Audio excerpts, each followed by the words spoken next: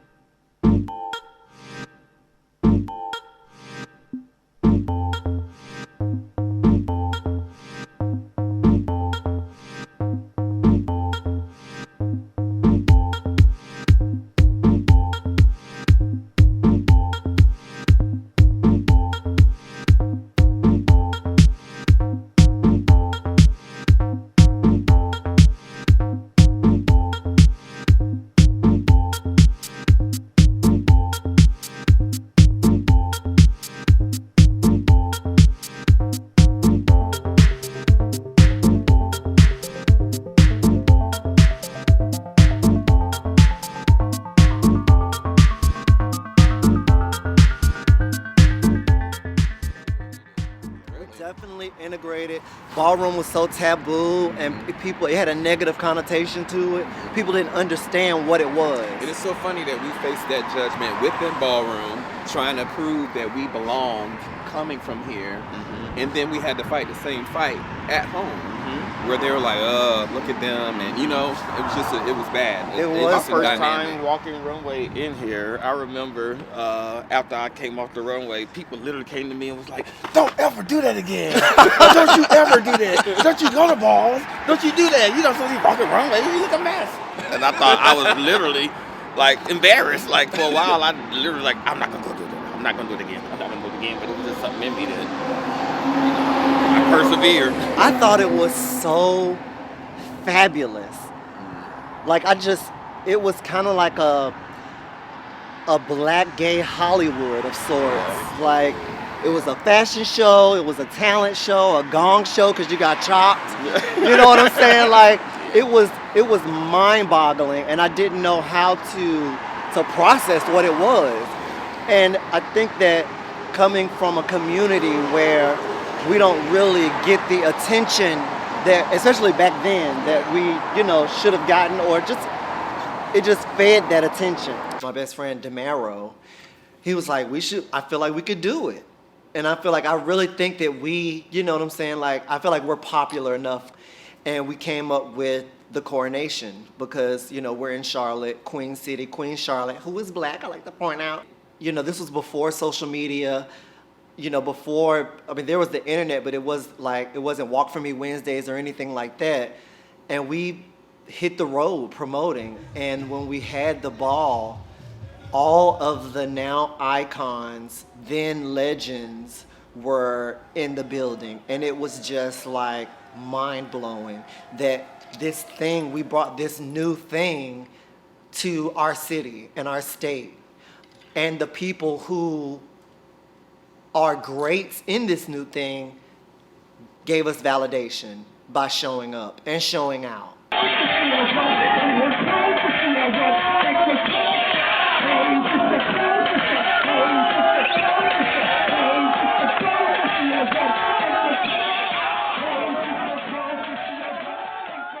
Let me say I brought Carolinas to the ballroom because not necessarily did I have a lot of balls, but I exposed the people that were in ballroom to what was going on in the Carolinas, that we had the same type of talent, that it was just going on in New York and in Atlanta and in New Jersey and the other places where balls were taking place at that time. I let them know that it was more than just grass and cows and,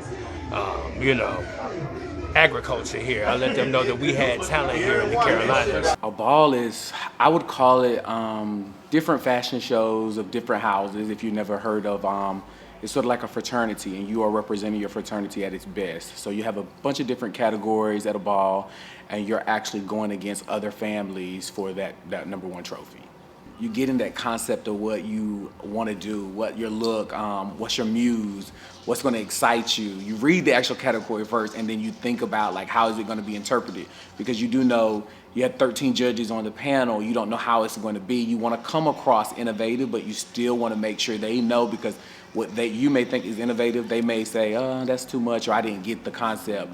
So you want to play that line very fair. It is a safe place where you can be yourself, express yourself. When you enter Ballroom, you're creating a presence, you're creating an individual person. So once you set a standard to a certain level, you have to maintain that standard. My first ball experience is crazy because I actually got chopped. And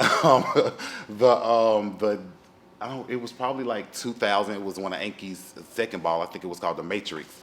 It was like a whole nother world. I was just like, wow, like everybody's like me, like, oh my, he's over here doing this, he's doing this. Nobody's picking on him, calling him gay. Like it was just like a whole different world. It was just so amazing to me to see something like that.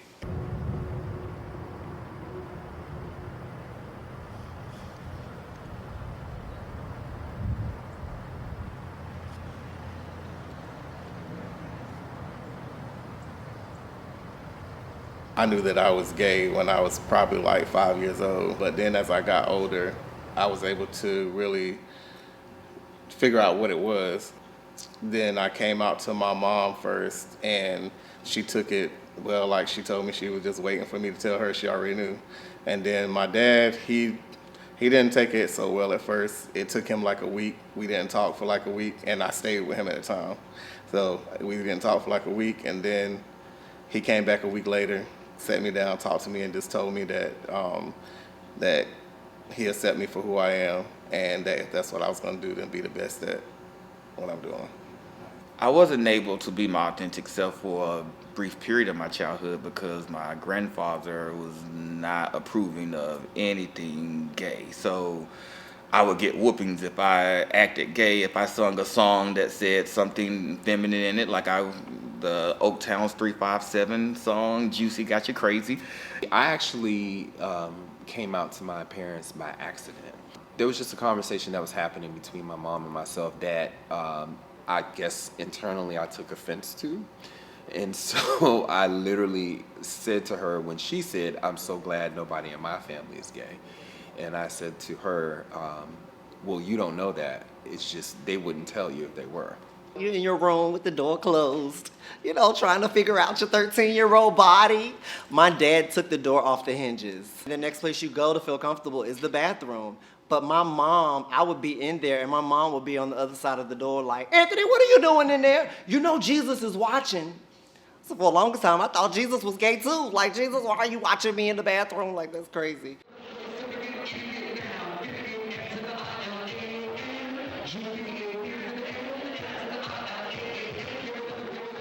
The Carolina scene has evolved.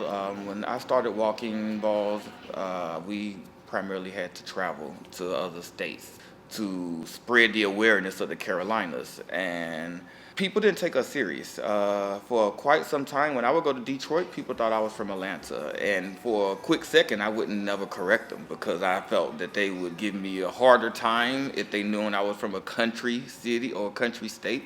So if they would say I was from Atlanta or Georgia, I would never correct them. It wasn't until someone said it on the mic that people started knowing I was from the Carolinas. And then everyone wanted to know, what is it like there? Is it gay people there? Is it black people there? Is it a gay club there? Do you have red lights?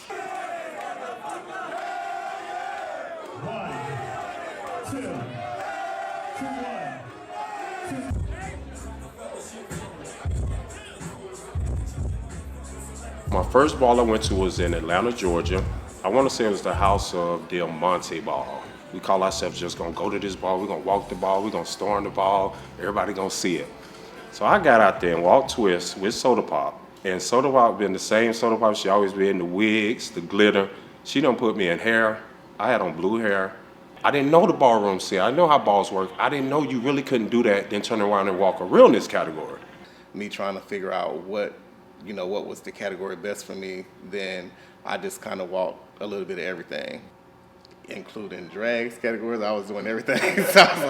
So then I was like, okay, no, drags, I'm not gonna do that. Even though I did win, but I was like, I don't wanna do that.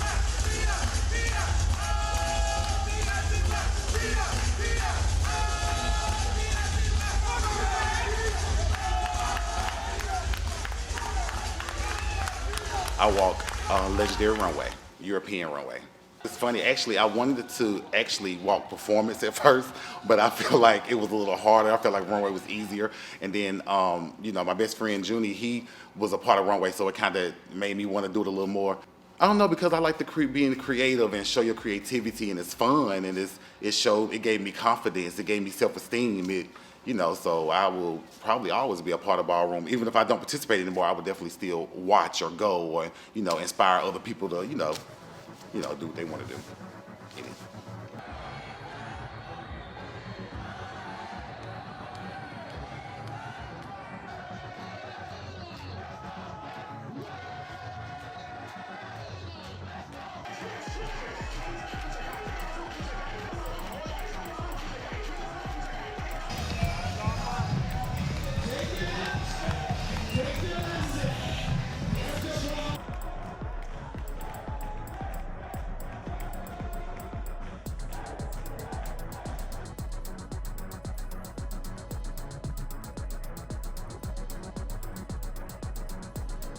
I'm actually surprised at how much it has truly taken off and evolved, and now there's literally foundations of houses here.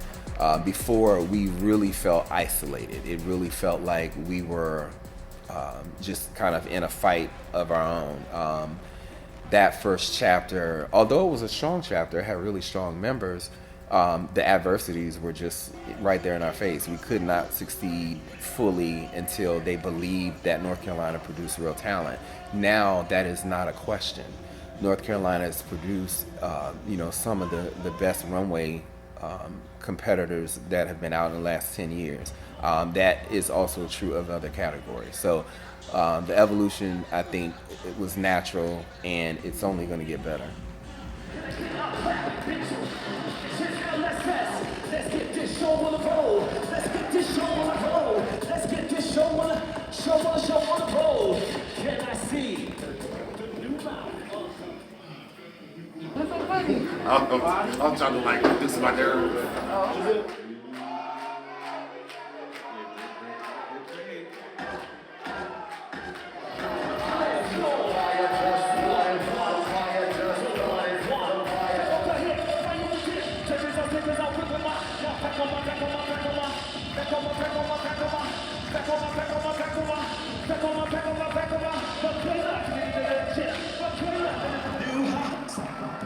New house, look at this. New house, look at this.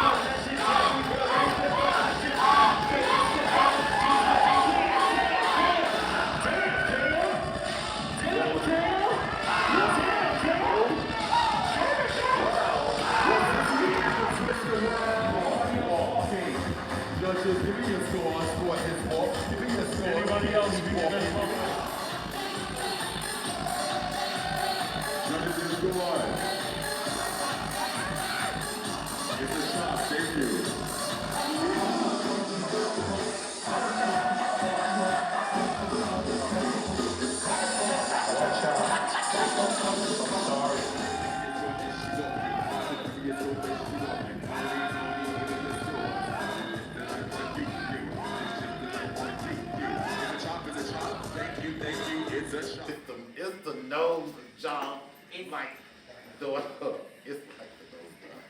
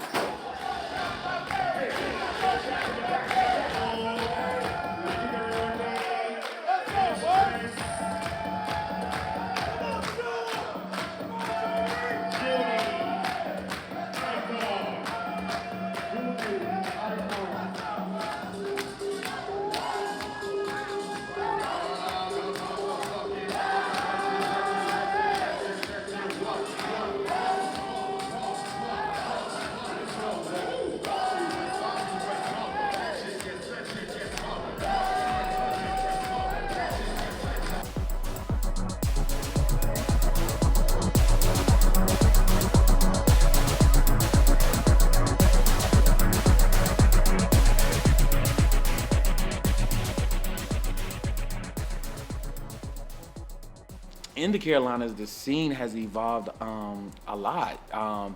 Back in the day, I would say, especially in Charlotte, we were family. And then you had the Greensboro, which you had 336 girls, the Triad area, you had the Fayetteville area, you had the Rocky Mount area. And sort of back then, people would try to keep conflict, but for some reason, the Charlotte girls, whether we was in the same house, we all stayed together. I think the evolution that is coming today is a lot of more people are stepping up. A lot of more leaders are given that leeway to step back, but still let the younger generation know the history. But it's taken off. I mean, the things that we've seen now, especially for the Carolinas, they wouldn't consider us a ballroom safer, so we had to go take it. So what a lot of girls couldn't do up north where they don't have to go outside of their state, we had to go up north, west, south. We had to go everywhere just to get notified, recognized. No matter what house you were in, if you was from the Carolinas, you were family. We was gonna make sure that you looked okay on the runway. We was gonna make sure you got to the ball. For some, gonna make sure you eat after the ball. So it was just always a family element to the Carolinas.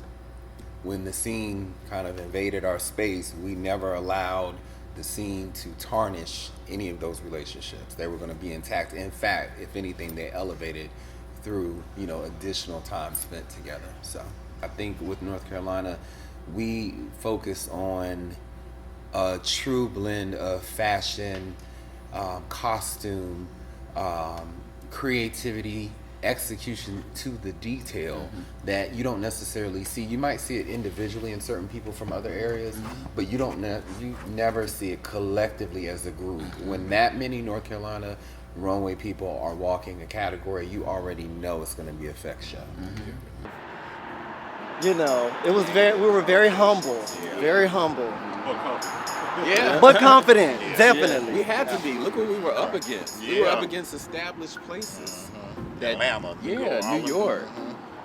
And they didn't believe in what we were doing. They thought didn't. we were country. They thought we were late. They thought we were not. But let me tell you, some of the best ballroom performers of all time have come out of North Carolina. Yeah. And that's something to be celebrated. Yes. Like, we're talking about going up against New York, Atlanta, DC. It's mind-blowing how we all cultivated this scene and it grew into what it is now. When it just started here at the Coronation. That's crazy. It's crazy.